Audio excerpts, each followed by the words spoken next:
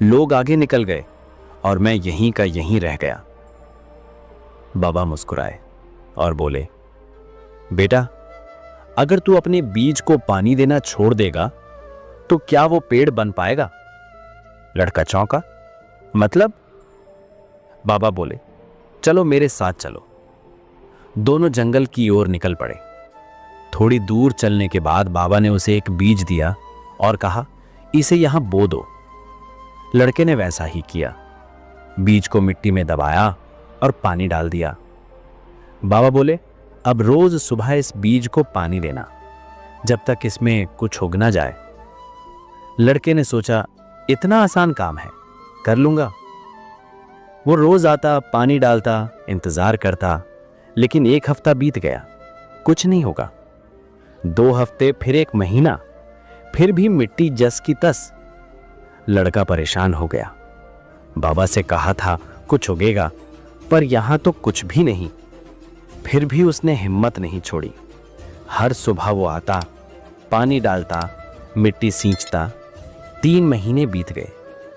एक दिन वो गुस्से में बाबा के पास पहुंचा और बोला, बाबा, मैं रोज पानी देता हूं लेकिन कुछ नहीं हो रहा, शायद ये बीज मर चुका है। बाबा शांति से बोले, बेटा, क्या तूने कभी बांस का पेड़ देखा है? लड़का बोला, हाँ, बहुत ऊंचा होता है। बाबा बोले, बांस का बीज जब बोया जाता है तो 5 साल तक जमीन के ऊपर कुछ नहीं दिखता। लोग सोचते हैं ये मर गया, लेकिन असल में वो जमीन के नीचे अपनी जड़ें मजबूत कर रहा होता है, और जब वो उगता है तो कुछ ही महीनों में 80 फीट तक ऊंचा चला जाता है। लड़का ध्यान से सुनता रहा।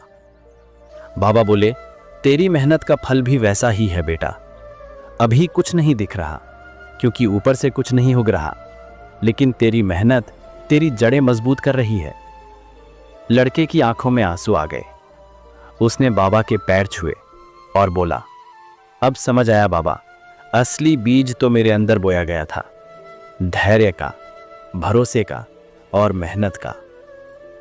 दोस्तों, जिंदगी में जब लगे कि मेहनत का फल नहीं मिल रहा, तो याद रखना कि तुम्हारी जड़ें बन रही हैं। हर दिन का संघर्ष, हर असफलता तुम्हें और मजबूत बना रही है।